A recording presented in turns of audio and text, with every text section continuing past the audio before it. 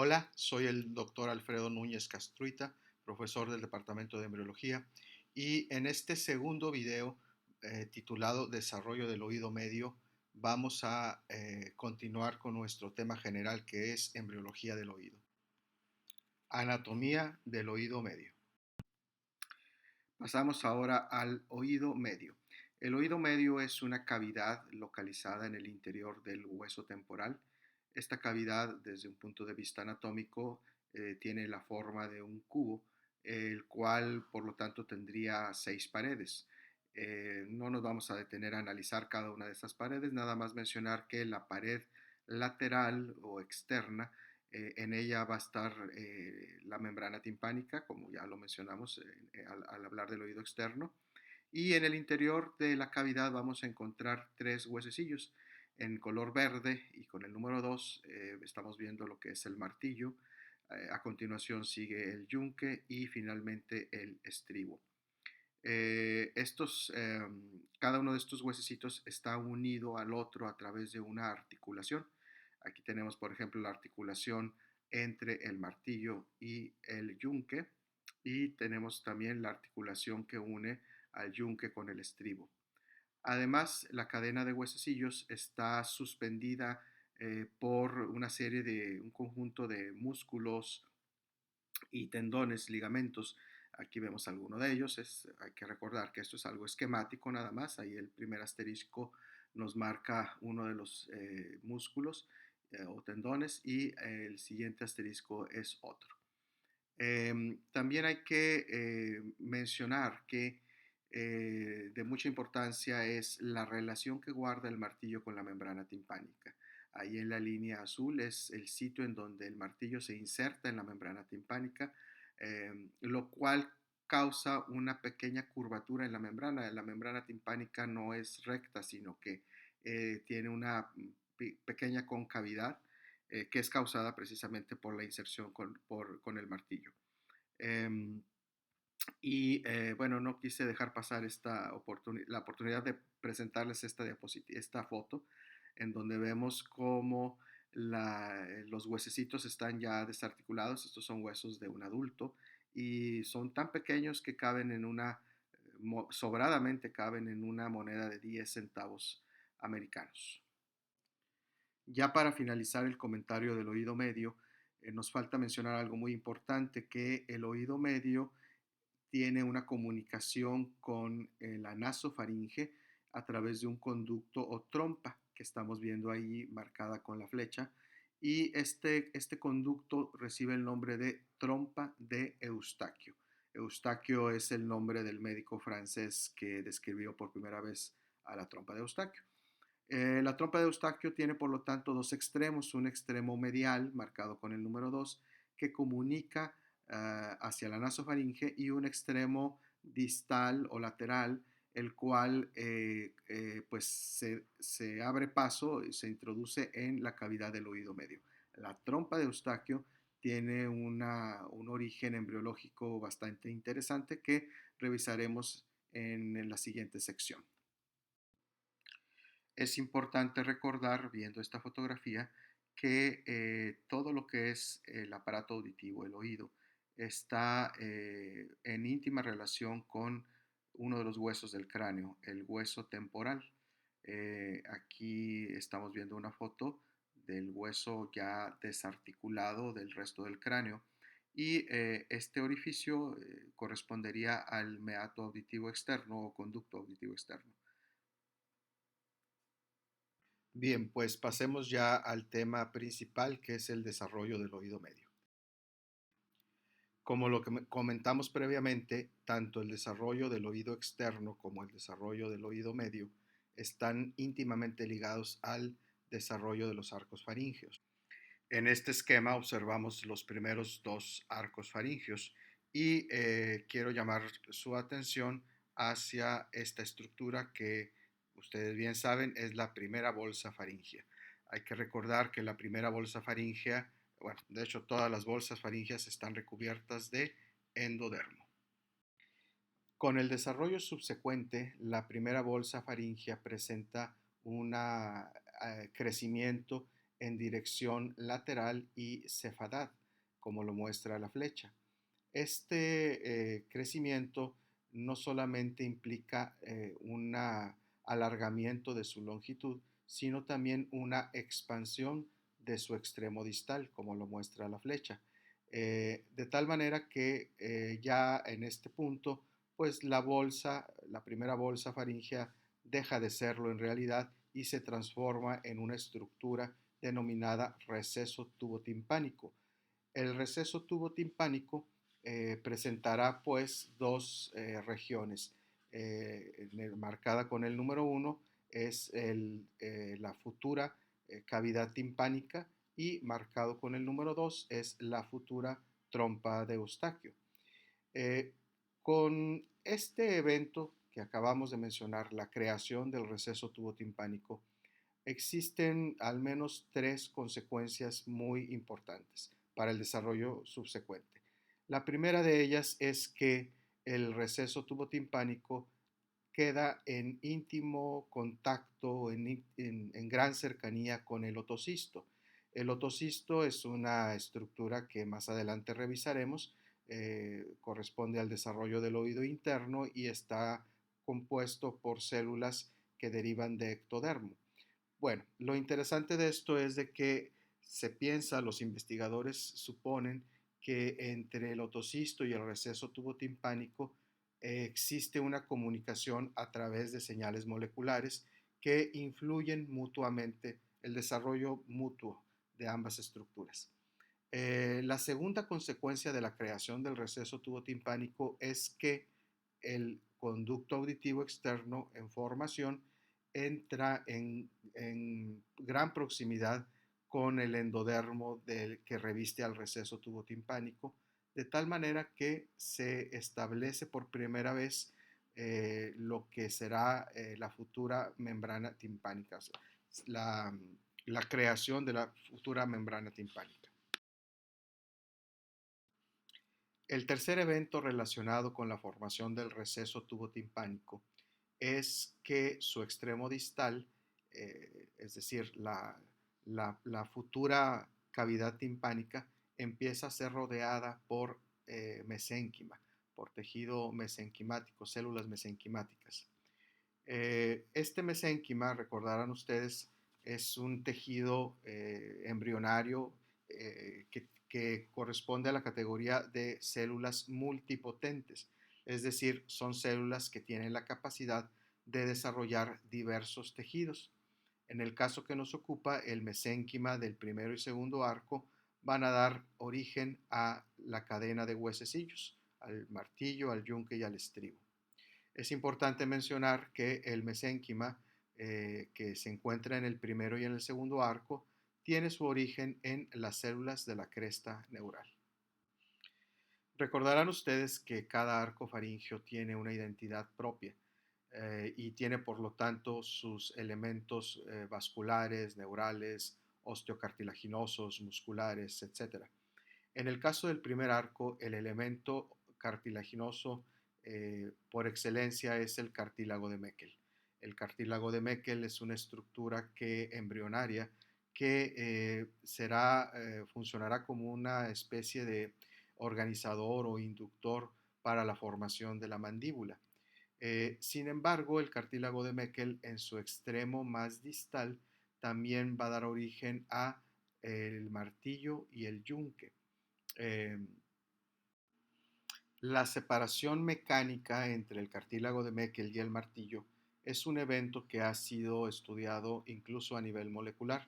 Se saben algunas cosas de esto, por ejemplo, que es necesaria la expresión de FGF y TGF beta, las cuales moléculas que impedirían la transformación del cartílago en hueso. También se sabe que no es necesario la presencia de apoptosis, es decir, de muerte celular programada. Entonces, si no hay apoptosis, ¿cómo es que se separa el cartílago de Meckel del martillo? Bueno, pues los investigadores suponen que hay un papel importante para las metaloproteasas de matriz.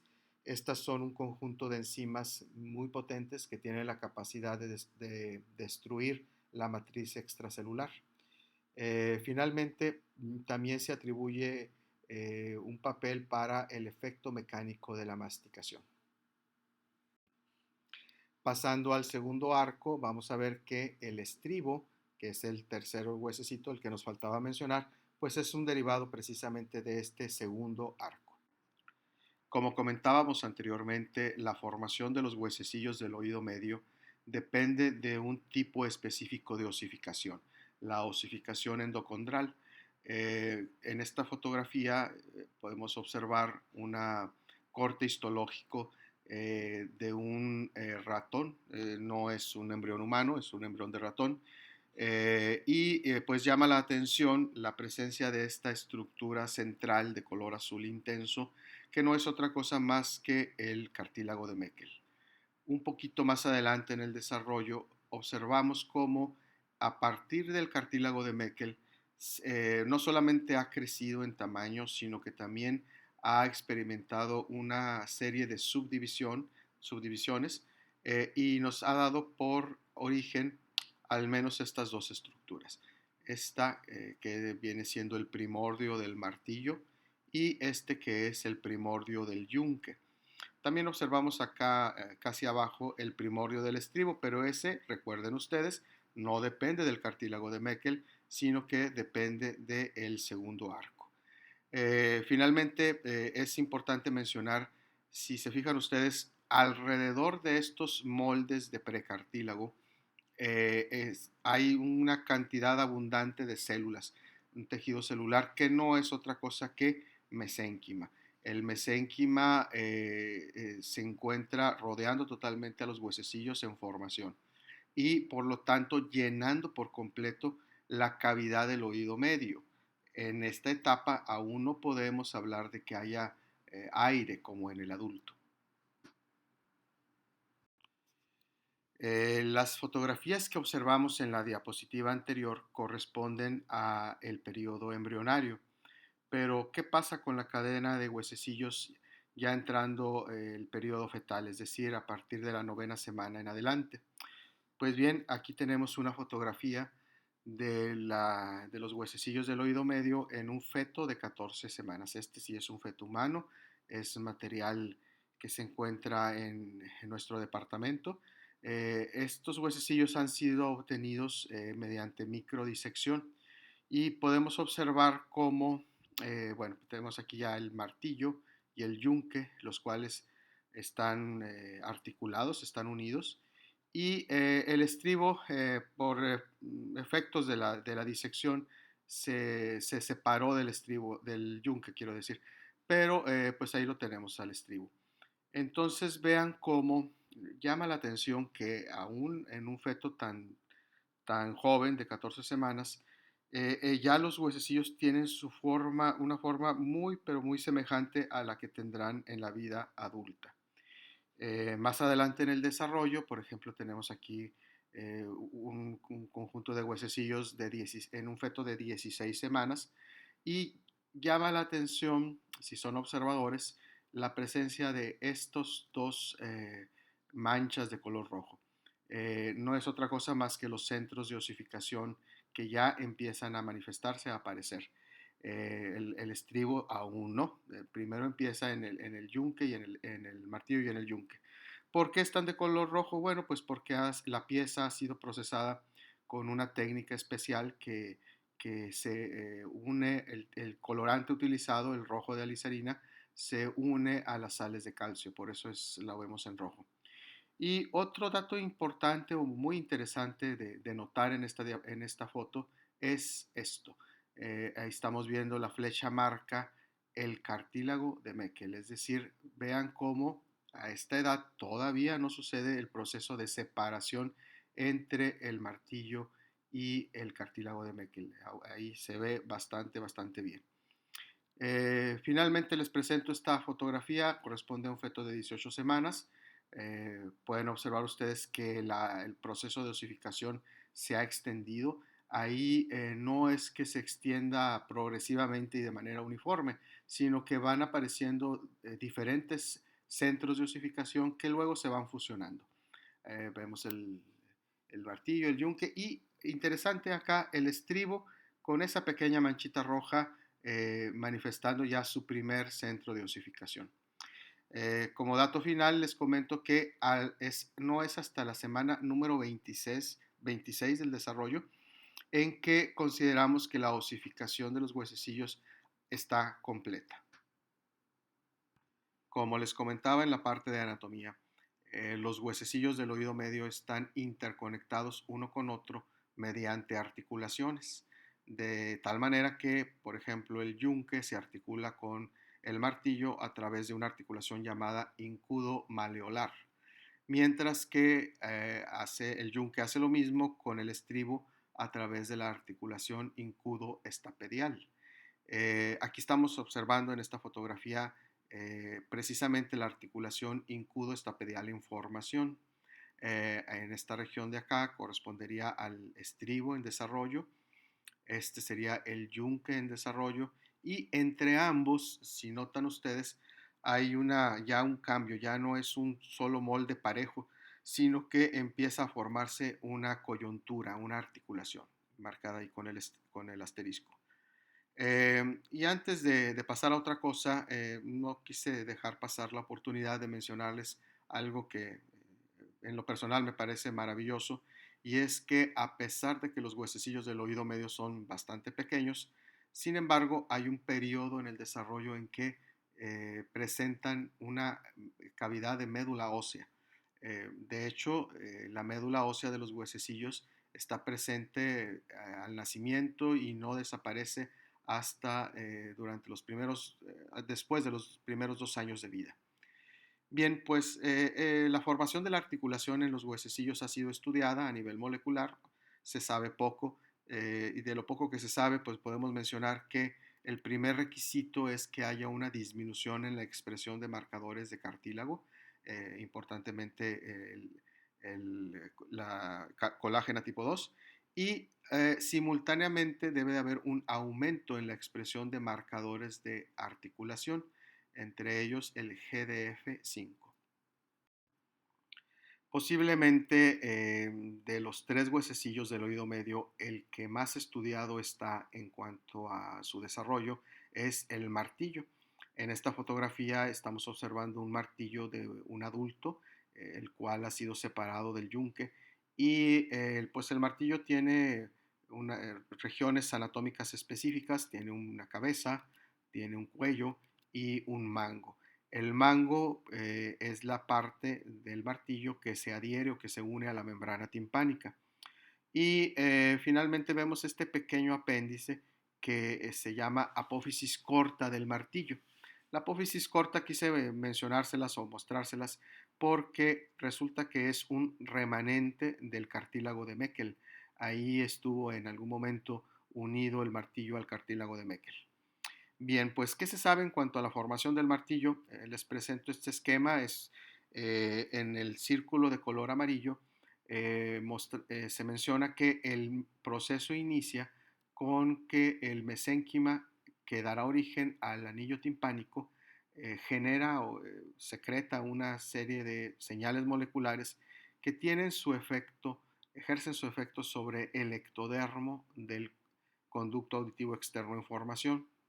El ectodermo, a su vez, responde generando un conjunto de señales que van de regreso al mesénquima que va a dar origen al mango del martillo. Este mesénquima, a su vez, expresará un conjunto de factores que influyen sobre el mesénquima que formará al anillo timpánico.